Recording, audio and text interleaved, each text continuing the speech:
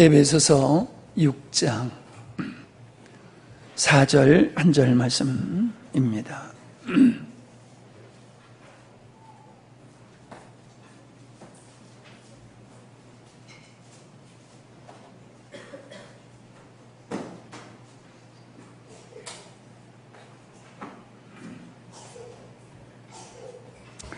우리 한 절 같이 읽겠습니다. 시작.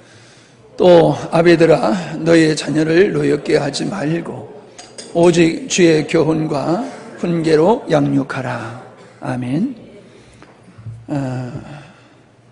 우리가 계속해서 집회를 위해서 준비 기도를 하고 있습니다. 하나님께서 은혜를 주시고 계시는데요. 찬양도 그렇고 말씀도 그렇고 냉랭할 때가 있습니다.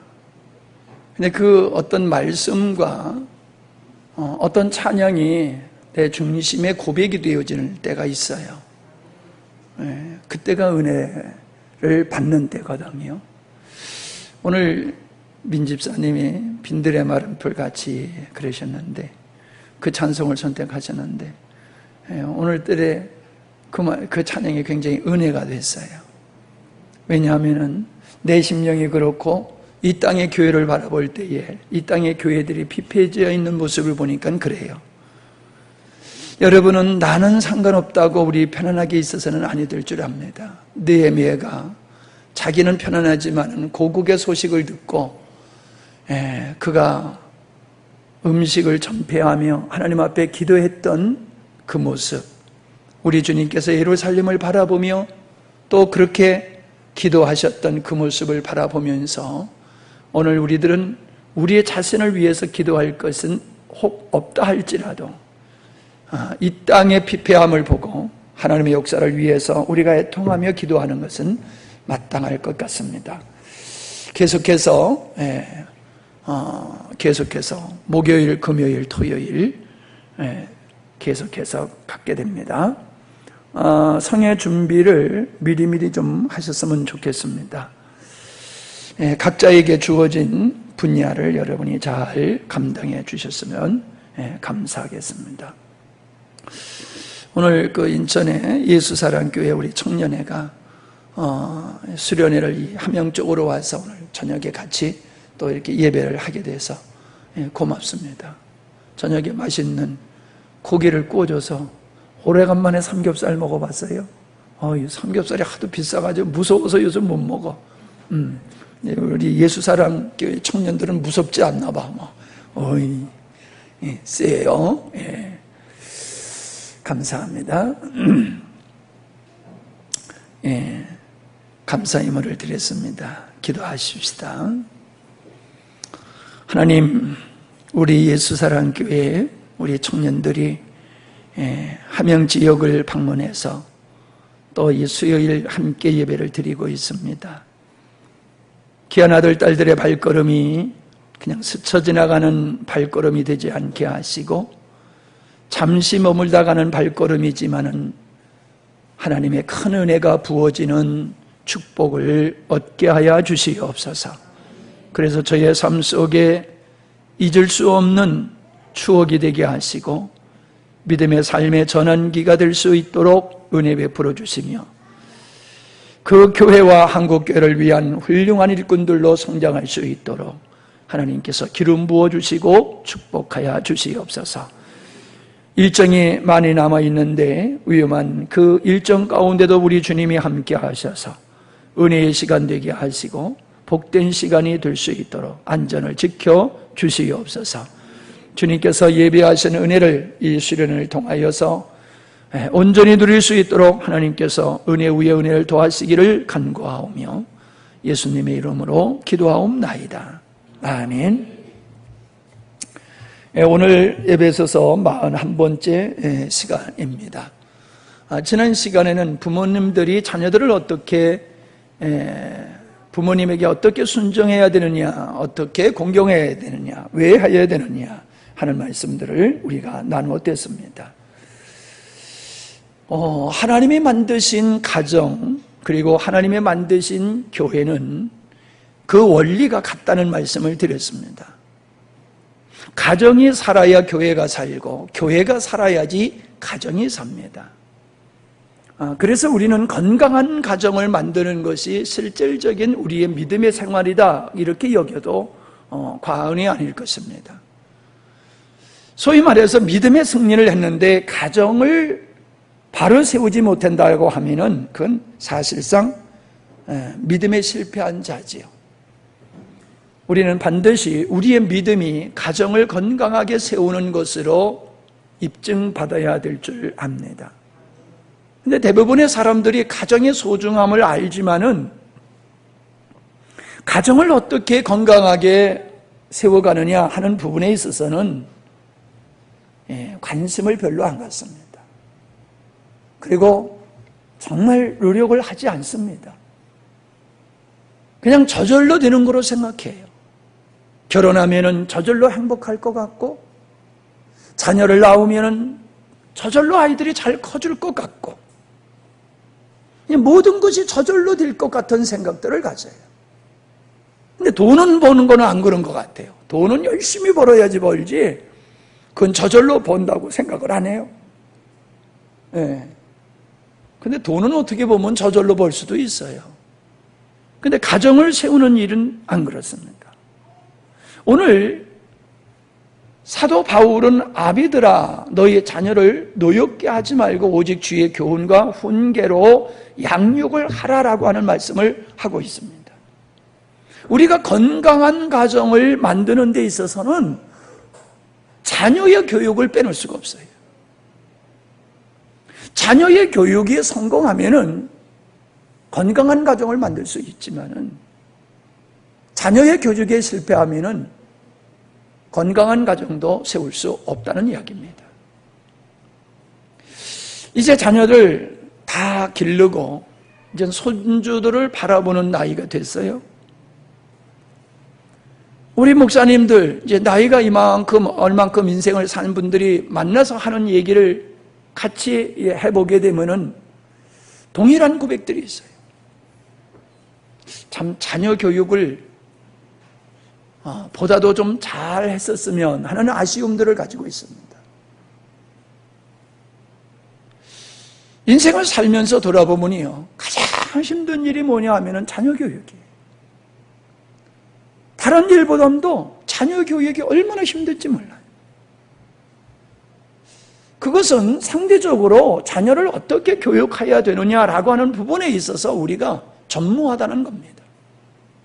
조금 전에도 얘기했다시피 그냥 자녀를 낳으면 자녀가 다 잘 커줄 줄로 알았지 어떻게 우리가 자녀를 길러야 되느냐라고 하는 데 있어서는 전문성을 가져야 되는데 전문성이 없어요. 여러분, 아이를 기르는 건 학교 선생님이 기르는 게 아니에요. 아이를 기르는 건 부모가 길러야 돼요. 아이를 기르는 데 있어서는 전문가가 아버지요, 엄마예요. 다른 부분에 있어서는 몰라도 우리 부모님들은 자녀 기르는 데 있어서는 전문가가 되어야 되는데 애하고 같이 커요. 성장해서 아이를 가리키는 게 아니라 아이는 커가면서 이제 엄마, 아빠가 어떻게 해야 되느냐 그때 배우면서 같이 해요. 그러니까는 시행착오를 얼마나 많이 하는지 몰라요. 인생을 다시 살 수가 없지요. 마찬가지로 자녀 교육도 다시 할 수 없어요. 내 인생을 돌이켜서 어릴 때서부터 나 다시 살았으면 좋겠다 그런 생각들이 있으시죠? 여러분, 이제 여러분 자녀들이 다 성장한 다음에 느끼는 그거예요. 야, 내가 정말 자녀 교육을 다시 할 수 있다라고 하면 좀 제대로 할 것 같다. 그런 생각이 들어요.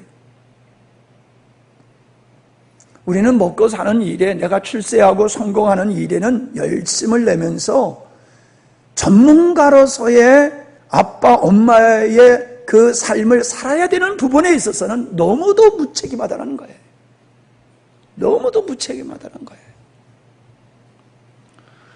저희가 상담 사역을 하다 보니까는 이 부분이 많이 드러나고 있어요. 우리는 지도자 자리에 있으면은 자녀 교육을 잘 시킬 거라고 생각합니다. 학교에서 아이들을 가르치는 선생님, 교수님, 이런 분들은 자녀 교육만큼은 끝내주게 할 것이라는 생각을 가지고 있습니다. 근데요, 그렇지 않아요. 또 사회적으로 성공한 사람들도 자녀 교육을 잘 할 거라고 하는 우리가 생각을 가지고 있지만 그렇지 않아요. 특별히 목회자들은, 목사님들이니까 자녀 교육은 확실하게 할 거다라는 생각을 우리가 갖습니다. 근데 그렇지를 않아요. 여러분, 우리는 누구한테 양보할 수 없는, 주님께서 나에게만이 감당할 수 있는 역할, 그 자녀를 양육하는 그 엄청난 사명을 우리에게 주셨는데 우리는 이것을 너무도 가볍게 여기고 있다는 거예요. 그리고 안 되면은 소위 남자들은 엄마 탓하지요. 애를 어떻게 길러가지고 애가 이 모양 이 꼴이야 그러면서 아내를 나물러요. 아내는 뭐라고 해요? 지 닮아서 그렇지 뭐. 책임질 사람이 없어요. 아이들은 빙빙 막 날려다니는데 그 아이를 책임지는 사람이 없어요. 이게 문제예요. 뭔가 우리 자녀가 문제가 있으면은 나를 돌아봐야 되는데 나를 돌아보지 아니하고 아내나 남편한테 책임을 전가할 뿐만 아니라 본인한테 책임을 전가해요. 이 자식아 똑바로 살아야지. 그렇게 먹이고 입히고 학교 보냈으면 밥값 해야 될 게 아니야. 돌아보세요. 여러분, 우리의 청소년 시절을 한번 돌아보세요. 부끄럽지 않은 부분이 있나? 칭찬받을 일만 우리가 하면서 살았는가? 뭘 알았습니까? 왜 미성년자라고 해서 특별 대우를 해줍니까?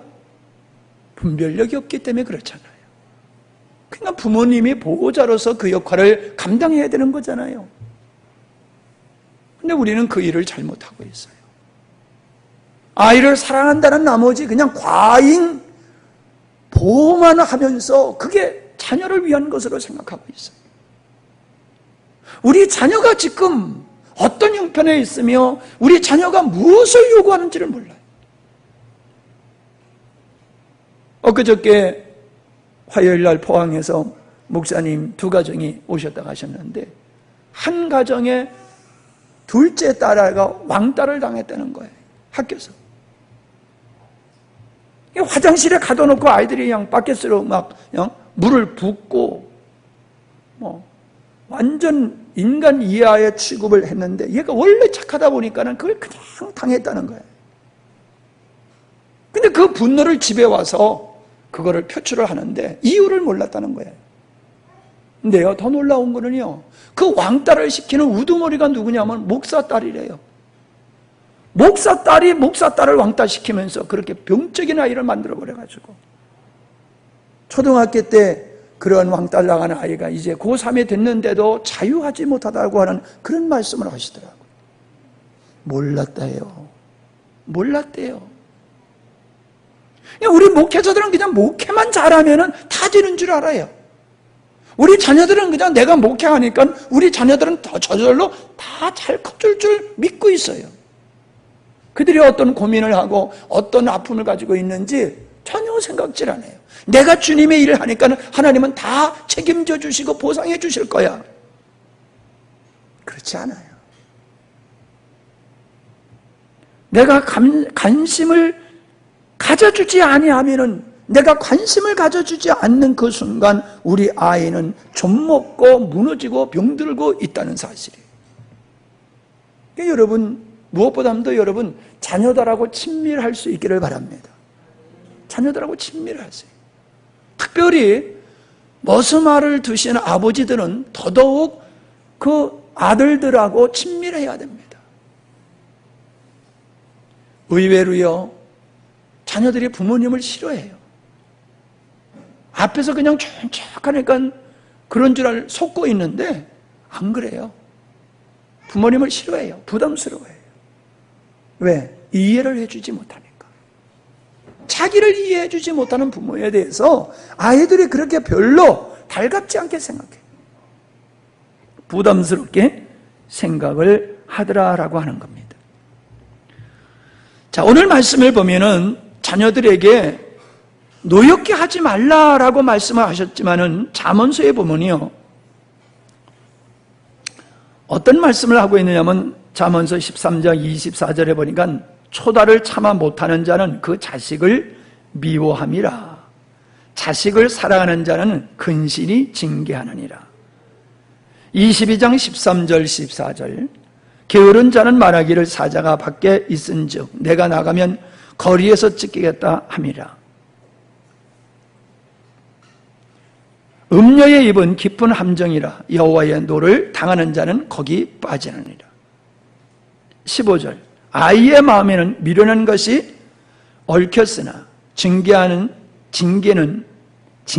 채찍이 이를 멀리 쫓아내느니라. 이 매가 징계하는 채찍이 사랑이라는 거예요.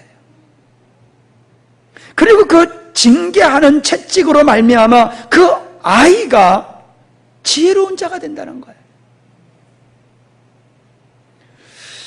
요즘 학교에서 아이들의 인권을 보호한다라고 해서 초다를 체벌을 못하게 하지 않습니까? 아이들의 인권을 존중하는 체벌이 아이들의 인권을 무시하는 건가요? 저는 그렇게 생각하지 않아요. 성경에서 왜 우리에게 채찍을 들으라라고 말하느냐 하면은 인간은 어린아이들도 죄성을 가지고 있어요. 아주 무책임한 부모님들이 그런 말을 합니다. 걔가 지금 어려서 그렇지요. 이제 크면은 알아서 잘 할 겁니다. 그런 말들을 많이 해요. 걔가 몰라서 그런 부분도 있지만은요, 악해서 그런 부분도 있어요. 악해서. 어떤 분이 그러더라고요. 애가 잘못할 때마다 로이드 존스 목사님이 하신 말씀인데, 아이가 잘못할 때마다 부모님이 내죄요 하면서 금식을 하셨대요. 그러다 굶어 죽을 뻔했대요. 내죄요 하고 부모님이 금식을 하면은 애는 더 납작해야 되는데 전혀 그게 없는 거예요. 그러니까 아버지만 계속 금식하는 거예요. 애는 계속 제 길을 가고. 이게 죄성이 있어요. 죄성이 있기 때문에. 여러분, 그 죄성이 나이가 먹어가면요 없어집니까? 더 견고해져요. 더 간교해져요. 더 심화돼요. 여러분, 교회 그 학교에서 이 체벌을 하지 아니함으로 말미암아 선생님들의 교권이 완전히 땅에 떨어졌잖아요. 선생님을 가지고 애들이 조롱하잖아요. 선생님을 가지고 애들이 놀아요. 가지고 놀아요. 선생님을 구타를 해요. 협박을 해요. 체벌을 안 하니까는 교육이 잘 됩니까? 우리 교육 현장에 체벌을 안 하니까는 그렇게 잘 갑니까? 아니잖아요. 반대로 현상이 나타나고 있지 않습니까? 징계라고 하는 것은 저주로 생각하면 안 돼요. 징계라고 하는 것은 사랑의 표현이라고 하는 거예요. 사랑의 표현이라고 하는 거예요. 이 파이데이아라고 하는 말이 주의 교양이다라고 하는 이 교양이라는 말이 파이데이아라는 말인데, 이 말은 징계라고 하는 단어와 같이 사용하고 있는 말씀입니다. 그러니까 주의 교양과 훈계로 양육하라라고 하는 것은 그냥 위해주고 이해하고 감싸고 넘어가라는 얘기가 아니에요. 반드시 아이에게 잘못한 것에 대해서는 잘못한 것이라고 하는 분명한 것을 가르쳐 줘야 되고, 잘못한 것에 대해서 체벌을 받아야 된다라고 하는 것을 어릴 때서부터 가르쳐 줘야 되는 거예요. 이건 영적으로도 연결되는 거예요. 여러분, 예수 안 믿는 사람은 그냥 넘어가면 돼요. 드러나지 아니하고 어떻게 운 좋게 빠져나가면 돼요. 그러나 하나님의 진노는 피할 수 없잖아요. 사람의 눈은 속일 수 있고 사람의 징벌은 피할 수 있을지 모르지만 하나님의 징벌은 피할 수가 없잖아요. 우리 아이들에게 그걸 가르쳐야 돼요. 죄값은 반드시 받게 되어 있다. 죄값은 사망이다. 이걸 아이들에게 가르쳐줘야 돼요. 아이들의 매를 맞으면서 책망을 당하면서 죄의 결과가 무엇인지를 아이들이 경험할 수 있도록 가르쳐야지 돼요. 근데 우리는 마음이 아파서 못해요.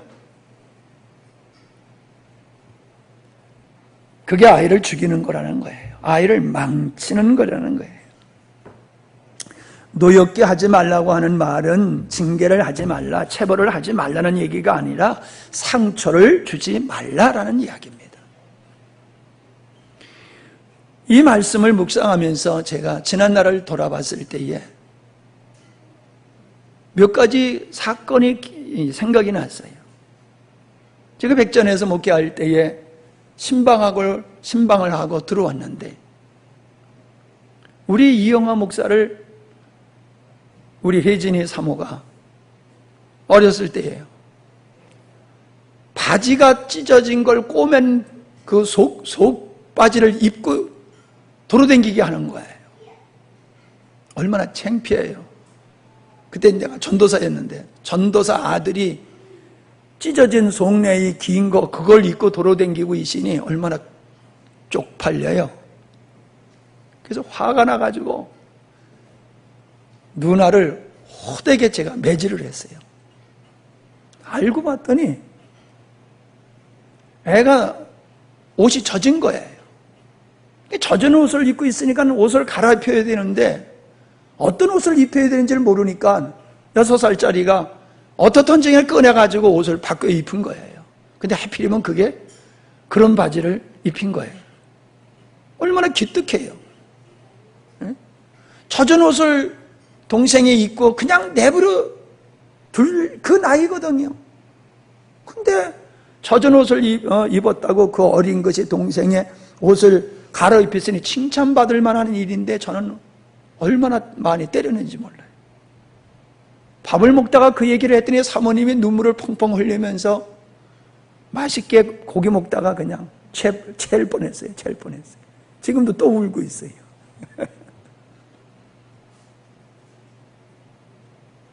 얼마나 인생을 돌아보면요, 우리가 자녀를 교육을 잘한다고 했지만은 그 자녀를 교육을 잘한다는 게 얼마나 허물과 실수가 많은지 몰라요.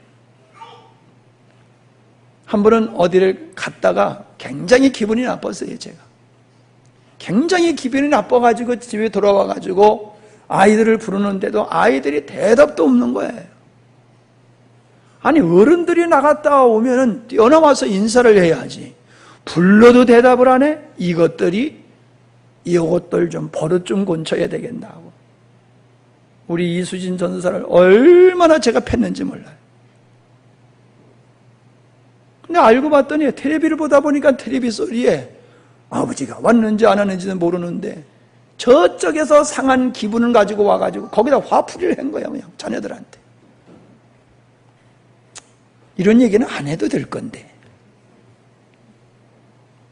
멋있게 보이지만 나 멋있는 사람 아니에요.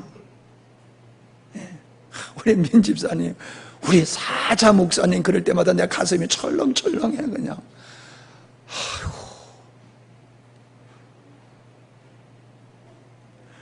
우리는 자녀를 사랑한다고 하면서 교육을 잘 시킨다고 하지만 사실은 그 아이들의 징벌을 가할 때 우리 감정적으로 하는 경우가 많아요. 그래서 우리가 기분이 좋으면 대충 넘어가요. 기분이 나쁘면 그냥 완전히 거기다가 화나면 강아지 걷어차듯이 애들한테 화풀이하는 게 우리 부모님들이에요. 왜 그래요? 소유물로 생각하는 거예요. 실질적으로 말로는 아니라고 그러지만은요, 특별히 우리 남자들이 더 그래요. 아빠들이 더 자녀에 대해서는, 요즘 아빠들은 좀 낫지만 우리 세대만 해도 그래요. 자녀들에서 그 가부장적 의식이 있기 때문에 절대적인 그 권세를 가지고 아이들을 함부로 대하는 것이 있어요. 어찌 보면은 한번 생각해 보세요. 내가 존경하는 어떤 분이 해외여행 가면서 아이를 내가 데리고 갈 수 없으니 집사님한테 좀 맡길 테니까 내가 다녀올 때까지 우리 자녀 좀 잘 좀 돌봐주세요. 그리고 가셨어. 근데 얘가 싸가지가 없게 해. 그러니까 싸가지 없으니까 너 기회다. 네 아버지는 제대로 못했으니까 너 나한테 좀 한번 좀 교육 좀 제대로 받아라. 그러면서 걔가 잘못할 때마다 막 좁힌다고 생각해 보세요. 그러면 그 아버지가 돌아와서 감사합니다 그러겠어요? 내 새끼 패면서 잘 가르쳤으니 고맙습니다 그러겠어요? 우리가 우리의 자녀를 하나님께서 나에게 맡겨주신 하나님의 귀한 자녀라고 생각하면요, 오기야 금이야 우리가 얼마나 정성스럽게 잘 돌볼지 모르겠어요. 내 자녀로, 그러니까 내 맘대로야. 뭐 자녀를 좀 너무 심하게 하는 걸 보고 옆에서 아니 무슨 애를 그렇게 다룹니까? 그건 너무하지 않습니까? 그러면 뭐라고 그래요? 왜 남의 일에 참관이요? 내 새끼 내 맘대로 하는데 당신이 뭐 때문에 그래? 이런 말들을 해요. 아니 자살하려면 자기나 죽지 왜 애까지 같이 죽어요?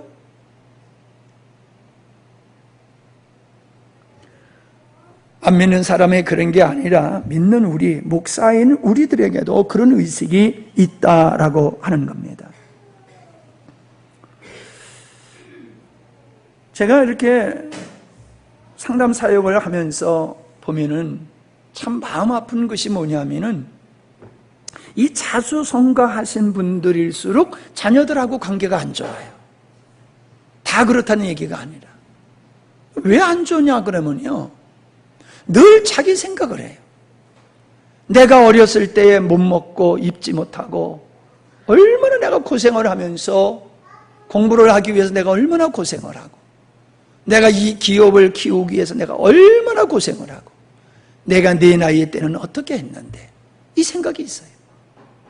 그러니까 자기 관점에서 자녀를 보니까요 한심하기 짝이 없는 거예요.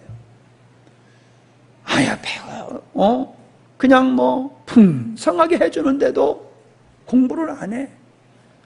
목적의식이 없어. 그냥 부모가 봤을 때 너무너무 한심한 거예요. 자기를 비유하는 거예요. 자기를 기준으로 해서. 그래서 자기에게 맞지 아니하면 한심하게 보이고, 너 같은 놈이 뭘 하겠어. 네 형을 봐라. 네 동생을 봐라. 네 친구 아무개를 봐라. 넌 뭐냐? 네가 할 수 있는 게 뭐가 있냐? 이렇게 인격적으로 모독하면서 아이를 책망하고 나무라고 그럽니다. 사실은 잘 되라고 하는 마음으로 하는 건데 자기 감정이 거기에 실려버리고 그냥 무책임하게 자기 감정을 말로 표현하다 보니까는 아이들이 상처를 입는 거예요. 그래서 아이들이 우리 아버지는 우리 안 사랑해. 우리 엄마, 나는 우리 엄마 맞아? 어쩌면 저렇게 지독할까? 그래서 엄마를 의심해요. 진짜 나를 낳은 엄마 맞아? 우리 아버지 맞아? 우리 아버지 나 사랑하지 않아. 그런 가정들이요 의외로 많아요. 의외로 많아요. 이 성공한 사람, 자수성가한 사람일수록 자녀들이 그런 자녀들이 많아요. 제가 그래서 그런 얘기해요. 사람은 다 제복으로 사는 겁니다. 어떤 사람은 마누라 잘 만나서 마누라 덕에 잘 살고, 어떤 사람은 남편 잘 만나가지고 남편 덕에 잘 살고, 어떤 사람은 부모 잘 만나가지고 부모 덕에 잘 사는 사람이 있는데, 집사님의 애가 부모 잘 만난 덕을 가지고 태어난 사람이요. 그러니까 집사님한테 비유하지 말어. 제가 그래요. 집사님은 부모 복이 없어가지고 찌질이 고생했지. 근데 집사님의 자녀는 부모 복을 가지고 태어났어. 그래서 그렇게 고생 안 해도 살아, 얘는. 부모 덕에. 그냥 너무 나무르지 말라고. 근데 못 받아들여요. 못 받아들여요. 우리의 기대치가 우리의 자녀들에게 상처를 준다는 거예요. 내가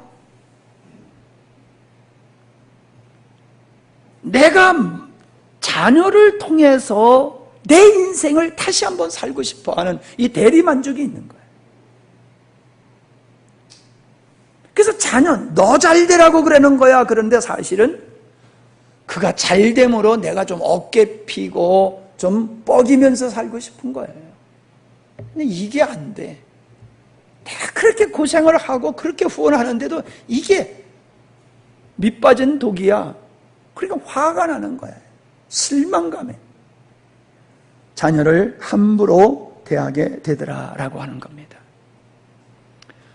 우리는 사람들, 나라, 민족마다 문화에 따라서 자녀 교육에 대한 방침이 다 다르지요. 우리는 어떤 방침을 가지고 자녀를 교육해야 되냐면 하나님의 말씀이 기준이에요. 우리가 하나님의 말씀에 근거해서 해야 될 뿐만 아니라 하나님의 말씀을 아이들에게 가르치는 것이 최상의 자녀 교육이에요. 근데 우리 안 그러잖아요. 학원은 학교에다 내는 돈보다도 더 많이 학원비를 지출하면서 아이들에게 지식을 쌓는 교육은 열심히 하지만은 신앙교육은 그렇게 안 하잖아요. 학교에서 뭐 행사 있다 그러면 교회 안 가도 돼. 고3 돼. 그럼 학교 안 가도 돼. 아이들에게 오직 요구하는 것은 성적이지. 우리의 자녀들이 성적보다는 인격과 영성과 믿음이 더 우선이다라고 하는 의식이 우리 부모들에게 있느냐는 거예요.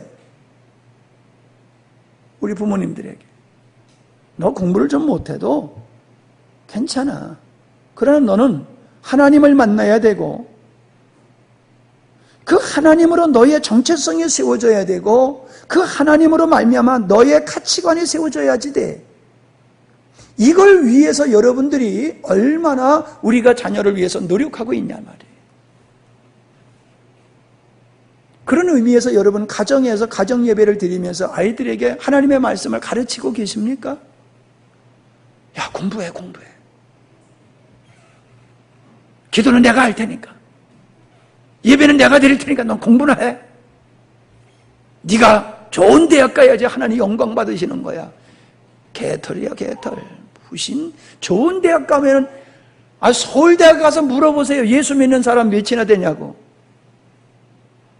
서울대학 가는 사람 믿음 생활 잘해가지고 축복받아서 온 사람들이 거기 다 있습니까?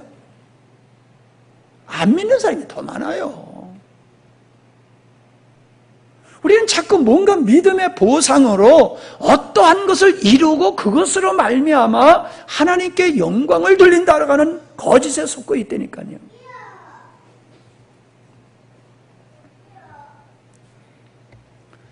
우리 아이들에게 여러분 어떤 일을 합니까? 예방접종을 하지요. 뭐 종류도 참 많더라고요.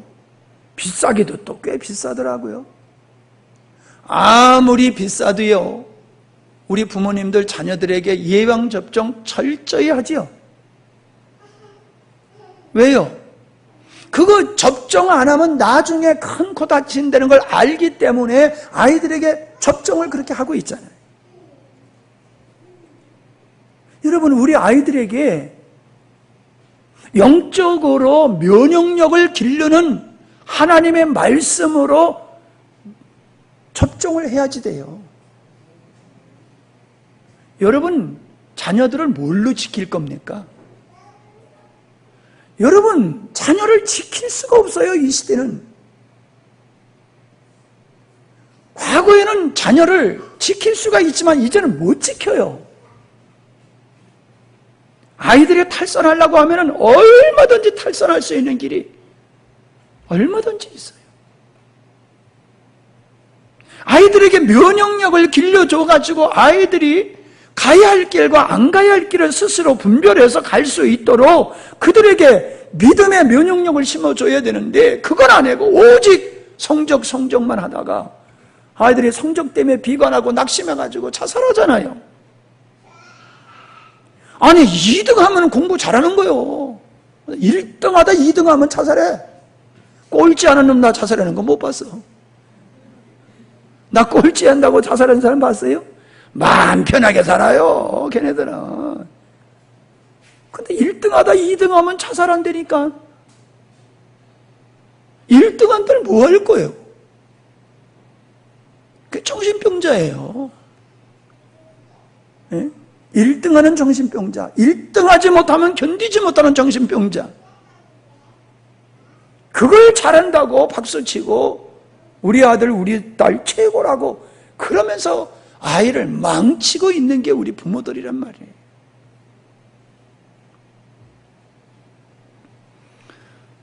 아이들에게 어떻게 살라고 말을 많이 해서 애들이 그대로 사는 거 아니에요. 우리가 그렇잖아요. 여러분, 설교를 그만큼 들으면 들은 것만큼 사십니까? 네? 설교를 들은 것만큼 은혜 받은 것만큼 사세요? 못 살지요? 네. 여러분은 말씀대로 못 살면서 아이들이 부모님 말씀대로 그거 듣고 그대로 살 것 같아요? 못 살아요. 못 살아요. 그렇기 때문에 어떻게 살라라고 하는 걸 자꾸 가르치는 게 중요한 게 아니라 그 마음속에 지도를 주면 돼요. 지도.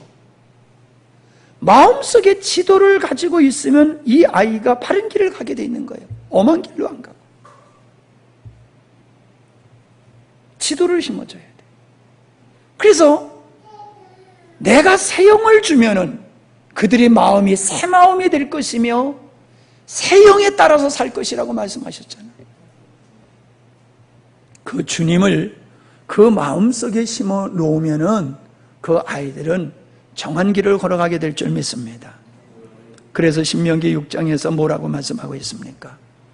이스라엘아 들으라.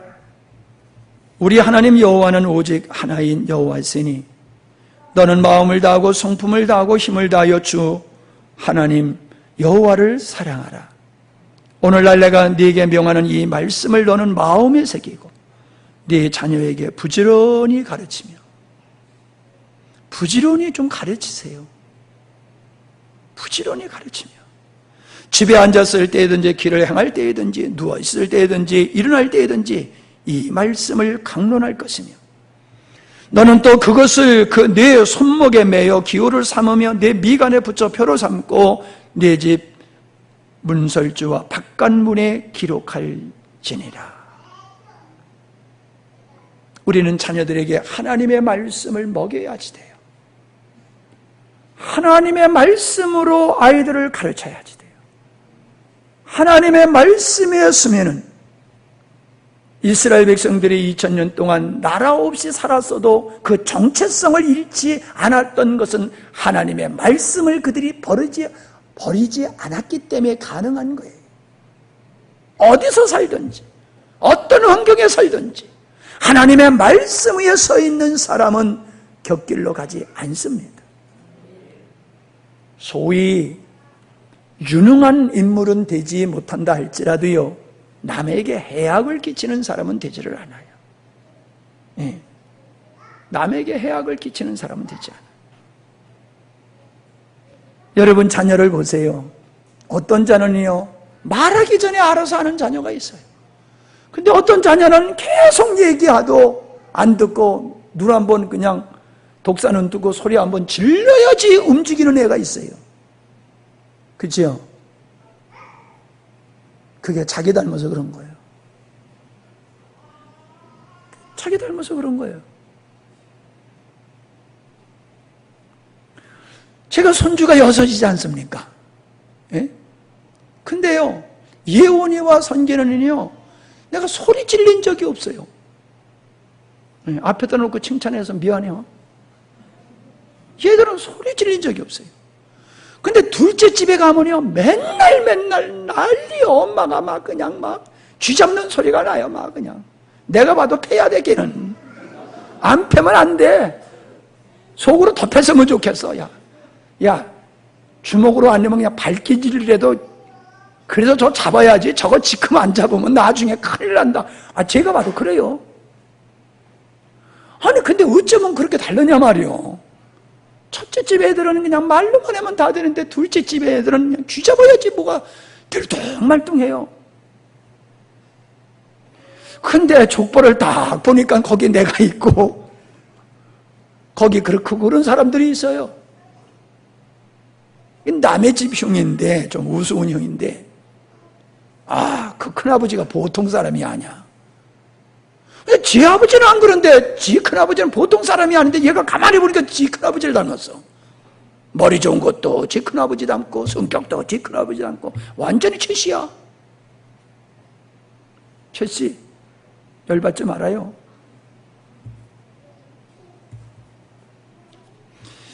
여러분, 그것을 보고 우리는 DNA다, 조상 탓이다, 그렇게 말하는데, 조상 탓을 하려고 그러면 아담 탓을 해야 돼요. 다 우리 안에 죄성이 있어서 그래요. 뭐 우리 예원이 선견이 칭찬했지만 제 마음속에는 뭐 안 좋은 게 없겠어요. 할아버지 실망 안 시키려고, 엄마 아빠 실망 안 시키려고 그러지. 속에 또 뭔가 있을 거야. 그걸 잘 다스리고 있어서 그렇지. 자, 말씀을 마치겠습니다. 여러분은 지금 중요한 시점에 있어요. 하나님이 원하시는 건강한 가정이 돼야지 건강한 믿음의 생활을 할 수 있는데, 그 건강한 가정을 만드는 데 있어서 아주 중요한 것이 자녀교육이라는 거예요. 이거 실패하면은 인생 실패, 믿음의 실패가 됩니다. 한국교회 왜 노인들만 있고 젊은이들이 없습니까? 신앙교육 안 시켜서 그런 거예요.